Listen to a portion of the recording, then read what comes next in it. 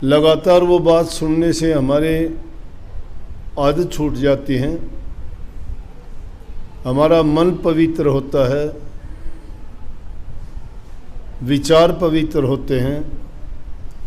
और जब मन और विचार पवित्र हो जाएं तो इंसान का पूरा जीवन ही संवर जाता है। सत्संग में अगर आके बैठते हो, अगर कुछ भी ना हो तो भी आपको इतना लाभ मिलेगा, वो बाद में पता लगता है। समय अपना काम करता है, वो चूकता नहीं है।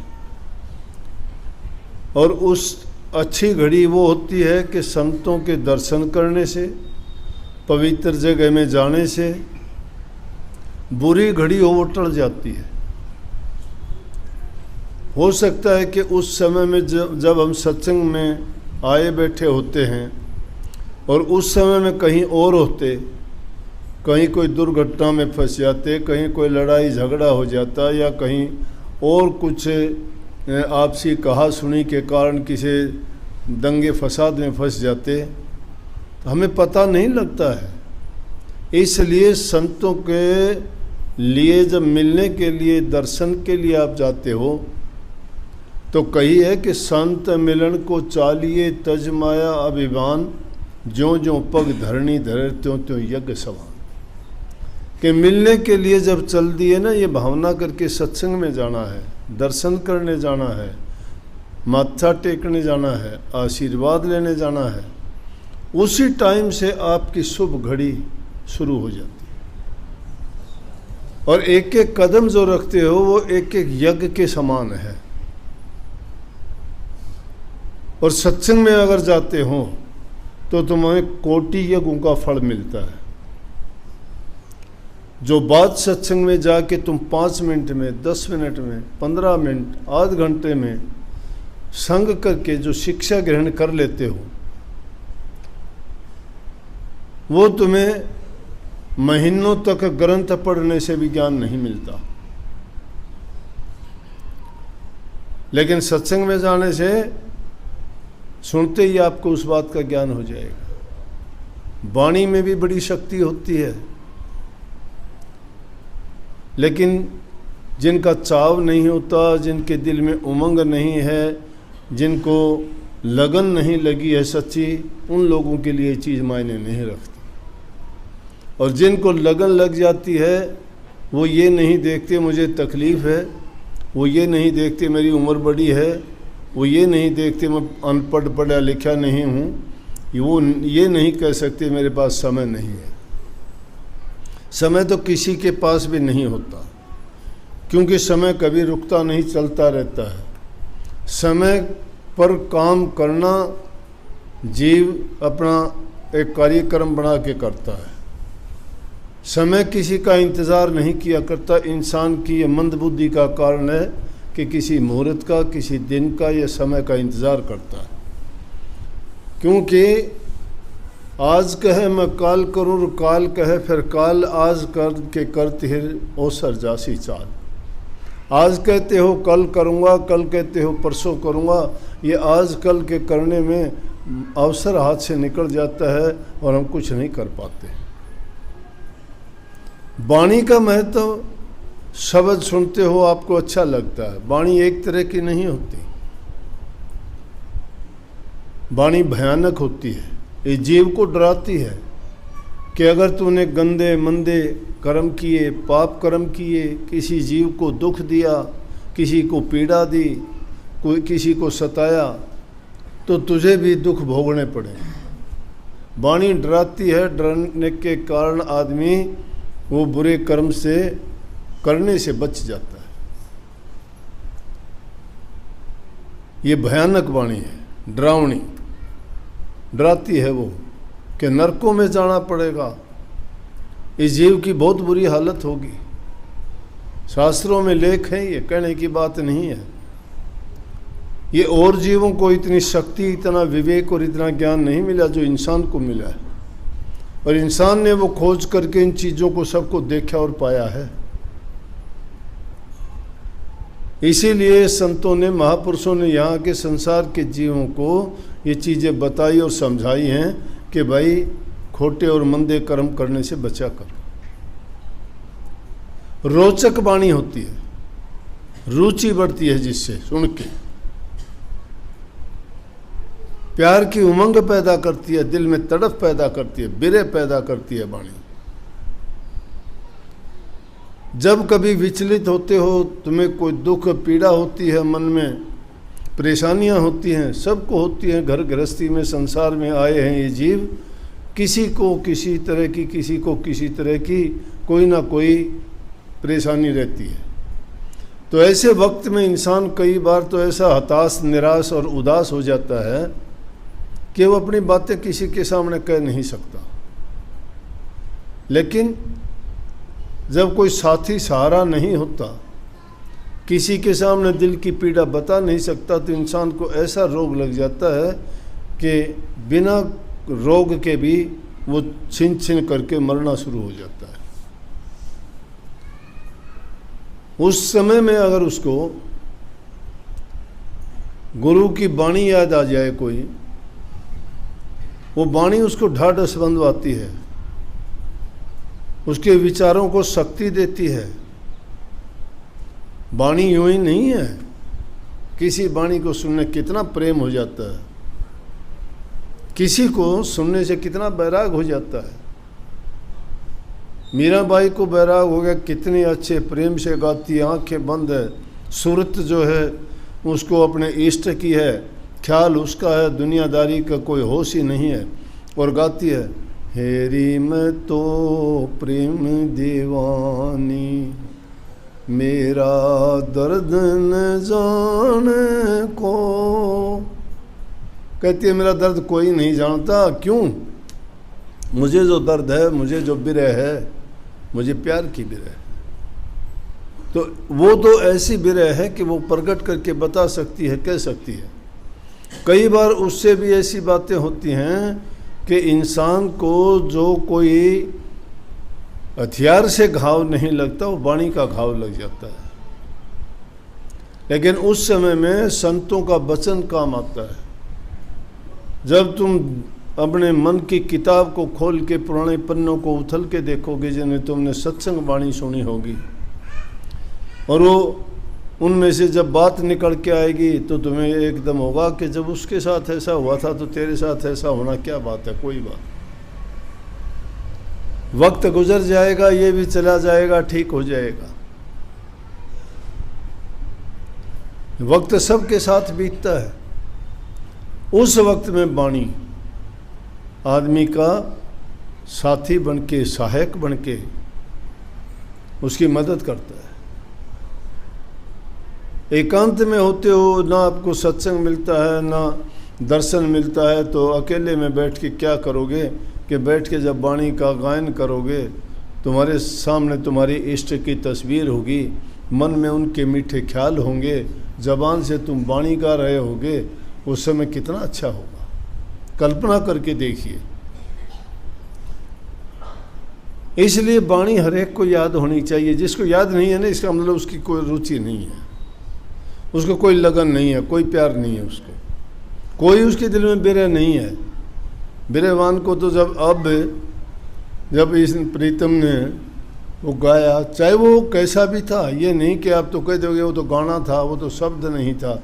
अरे जिससे अच्छी शिक्षा मिलती है वो गाना, शब्द कुछ भी है, उसमें वचन बुरा क्या था, कितनी अच्छी बात उसमें कही गई थी, जो बातें तुम्हें सुधार देती है, चाहे वो किसी से भी मिले।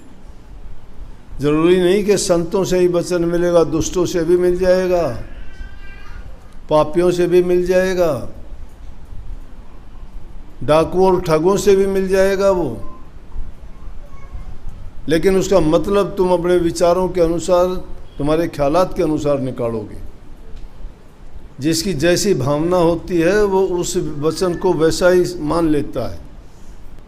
किस तरह से? एक समय की बात है कि एक नट था, खेल दिखाता था, पुराने ज़मानों की बात थी, कहीं भी उसका काफ़ी दिन तक कोई कुछ मिला नहीं, गुजारा नहीं चला बेचारे का। उसने सोचा कहाँ जाऊँ, किसके पास जाऊँ, राजा के पास चला गया। पुराने ज़माने में राजा के दरबार में चारण, भाट, मिरासी ये अपनी कला गाना बजाना उनकी राजा की मान बढ़ाई के लिए उसके गीत गाते थे। पृथ्वीराज चौहान का चंद्रवरदाई बहुत बड़ा भाट था गाने वाला, पूरा जीवन गाया उन्होंने। क्यों? वो गाते थे, राजा इनाम देते थे, उनका गुजारा चलता था, परिवार चलता था, उनका रोजगार था ये। तो एक भाट को काफ़ी समय से कुछ भी मिला नहीं, नट कलाबाजी दिखाता था। उसने सोचा कहीं से भी कुछ नहीं मिलता है, गरीब लोग हैं, ये अपना गुजारा मुश्किल चलाते, तुझे क्या देंगे। खेल दिखाता, कोई कुछ नहीं देता, खेल दिखा के चल देता सामान बांध के। समय आया, उसने सोचा कि राजा के पास चलो। राजा के पास जाके सीधा नहीं जा सकता, एक मंत्री से बोला कि राजा से कहो मेरा खेल देख ले। अब गरीब आदमी से बड़े आदमी कहाँ मिलते हैं। मंत्री के थ्रू मंत्री ने जाके कहा कि इस तरह से एक नट आया है, वो खेल दिखाना चाहता है। बोले हाँ देखेंगे, कह दो बैठ जा। 2-4 दिन हो गए, राजा को याद ही नहीं, वो बेचारा बैठा रहा। सुखदेव मुनि को भी राजा जनक ने 10 दिन तक बैठाए रखा था, उन्होंने जानबूझ के बिठाया था। वो गए थे ज्ञान लेने के लिए, नाम लेने के लिए, गुरु बनाने के लिए। उनको भी बैठा के न उनका संयम देखना चाहा कि ये जिज्ञासु है कि नहीं है, नाम का अधिकारी है या नहीं है। ये भी परीक्षा होती है। कई बार लोग आके कहते कि दर्शन करने थे, मिलना था। बोला कि बैठ जा भाई थोड़ी देर। बोला नहीं नहीं मेरे को जल्दी है तो जा। तो इसका मतलब दर्शन करने का, जिनको दर्शन करने होते हैं और उनको कह दे कि आपको 2 घंटे इंतज़ार, कोई नहीं 2 घंटे इंतज़ार कर लेंगे, दर्शन तो हो जाएंगे ना, क्योंकि वो उस काम के लिए आया है।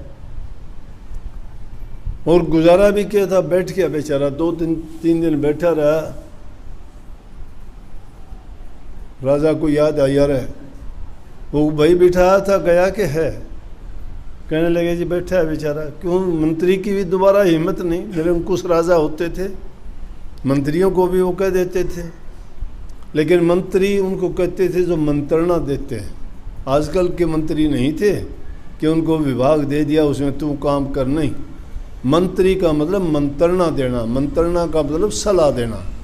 जब भी कोई बात राज्य में होती थी वो उनको उचित सलाह देते थे कि ऐसा करने से ऐसा होगा। मंत्री ने जाके कहा जी आपने वो बिठाया था, बैठा गरीब आदमी, उसका देख लो एक दिन। बोला ओहो आज शाम को देखेंगे। शाम को कहा, बुलाया उसको। हाँ भाई दिखा खेल तेरा। रात का काम था, नट अपना खेल दिखाने लग गया। बांस काट के नटनी ऊपर चढ़ गई अपनी कला दिखाने के लिए। नट ढोलक बजाता रहा नीचे और गाता रहा। वो कला दिखाते दिखाते, ढोलक बजाते बजाते आधी रात से भी ढल गई। किसी ने कुछ नहीं दिया, खेल देखते रहे। अब ये तो बेचारे नज़र होती है कि कोई कुछ दे, चारों तरफ देखते रहे, किसी ने कुछ नहीं दिया। आखिर उन्होंने गाना गाया, तो उस गाने को सुन के उनको ऐसी बिरह हुई। और वो गाना था, बोला घनी गई थोड़ी रही वाह भी बीती जा। वो कही नट ने, क्योंकि कुछ भी नहीं मिला तो थाप जो है आडी टेढ़ी लगने लगी ढोलकी के कि मैं कमाई तो हो तो सही मारे। ये किसी ने नहीं बोला है, कोई कोई दान पुन कुछ दिया, कोई नहीं, बेचारे की थाप उल्टी टेढ़ी लगने लगी। नटनी ऊपर तकने लगी, बोली घनी गई थोड़ी रही वो भी बीती जा। नटनी कहे नट से ताल में भंग ना पा, कि घनी रात जाली से थोड़ी सी बच रही से क्यों खाम, हाँ बजा ढंग से बजा, नहीं तो मेरे बाबी को नहीं नाचा जाएगा। यह बात सुननी थी। एक महात्मा बैठा था, एक कामड़ी ले रहा था, खड़े आया वो तो किम था कोई महात्मा के था उस बात। वो कमर था, जाके ना कमर पकड़ा दिया उसे, बोला ये ले। देखा कमर तो आया, काम आ जाएगा सर्दी में उड़ने के। थोड़ी देर के बाद में मंत्री की लड़की थी, उसने जाके ने अपने गले के हार वो तार के पकड़ा दिए। मंत्री ने भी देखा, राजा ने भी देखा। ऐसी क्या बात होगी भाई, इनके क्या ज्ञान पड़ गया कि सब की मिल लुटाने लग गई है। वो हाल थोड़ी देर के बाद में देखा उसका खुद का लड़का भी उठा, जो मोतियों के हार उसके गले में थे वो काट के जाके उसको दे दिए। जब दे दिए राजा बड़ा हैरान हो गया। राजा ने तो देना लेना था कि भाई मैं तो सवेरे दूंगा विदाई के टाइम, इसने कुछ इतनी मेहनत करी है। उसका खेल ख़त्म हुआ। खेल ख़त्म होने के बाद में बोला भाई महात्मा जी रुकिए, ऐसी कौन सी बात थी कि तेरे पास एक कांबड़ी थी, सर्दी का टेम तू जा डमरे, वो कंबल भी तूने इनको दान कर दिया। बोला जी अगर मेरे पास और कुछ होता तो वो भी सब कुछ मैं दे देता। बोला ऐसी क्या बात कि इनने जो बात कही मेरे कलेजे में लगी कि घनी गई थोड़ी रही वो भी बीती जा। बोला मेरी उम्र 50 साल की होगी, जोग लिया था, बाणा लिया था, घर गृहस्थी त्यागी थी, बच्चे त्यागे थे, परमात्मा की भक्ति करने को निकला था, लेकिन अकल बह की किसी और से मेरी बात होगी। आज रात को हमने जाना था, भाग के नहीं यहाँ से दूसरी जगह जाना था, तो ये बात कही तो मेरे समझ में आई कि तन्ने नहीं कहने लगी सर मूर्ख घनी उम्र तो जाली थोड़ी बची है, के भरोसा क्यों खाम ताल में भंग पाल रही, तो प्रभु की भक्ति कर अपना। बोले बोलो इससे फालतू क्या हुआ, मेरा तो जीवन बचा दिया, मैं तो नरकों में जाता, मेरी इतने सालों की करी हुई कमाई मिट्टी में मिल गई होती। राजा बोले भी बात ठीक है। राजकुमारी से बोला बेटी तेरा क्या हाल? बोला मेरा भी ये हाल था। बोला मेरी 35 साल की उम्र होगी, मेरा पिताजी मेरी शादी करने की नहीं सोचता। मन ने सोची आज रात को मेरी एक दूसरे मंत्री के लड़के से बात हो रही थी, मैं भाग जाती, लेकिन यह बात सुनी तो मेरे समझ में आई अरे मूर्ख काम करने लग रही, माँ बाप की इज्जत जाएगी, तेरी भी बेइज्जती होगी, कहाँ तुम जाओगे, ठोकर खानी पड़ेगी, बदनामी होगी। इतनी उम्र निकल गई, अब तो सुध आएगी, माँ बाप को कभी न कभी कर देंगे साल से महीने में, इतने दिन रुकी है और गम खा ले। बोला इसलिए ये बात सुन के मेरे मन में आई। फिर बोले बेटा तू और बता, तुमने सारी माला काट काट पकड़ा दी, ये ऐसे अच्छे अवसरों पे इतनी कीमती माला तेरे को दी गई थी, क्यों दी आपने? बोले पिताजी आप बूढ़े हो गए, मैं जवान हुए ने काफ़ी साल हो गए, मेरी उम्र 45 साल की होगी, मैं इंतज़ार करूं कि उन्हें गद्दी पे बिठा होगा, कद उन राजा बना होगा, तू गद्दी के चिपटा बैठा छोड़ता नहीं, मेरी उम्र ढलने लग रही कि आज आपको मैं मारता और गद्दी पर मैं बैठता। तो उस ये बात जब सुनी घनी कही थोड़ी रही वो भी बीती जा, तो ये बात सुनी मेरे मन में आई अरे मूर्ख क्यों खाम हाँ ब्रह्म हत्या का दोष लगेगा, पिता की मृत्यु का दोष लगेगा, नरकों में जाना पड़ेगा, कष्ट भोगने पड़ेंगे, हत्यारा बनेगा, दुनिया थू थू करेगी, बदनामी होगी, किसका राजा बनेगा तू? नफरत होगी लोगों को। जब इसने ये बात कही घनी गई कि चलो और साल 2 साल कर लेगा, नंबर 13 ऐसे और कोई तो सहे को नहीं, तो अकेला है, गद्दी तन्ने मिलनी है। पिताजी और कुछ होता तो मैं सब कुछ दे देता। बोला बेटा बात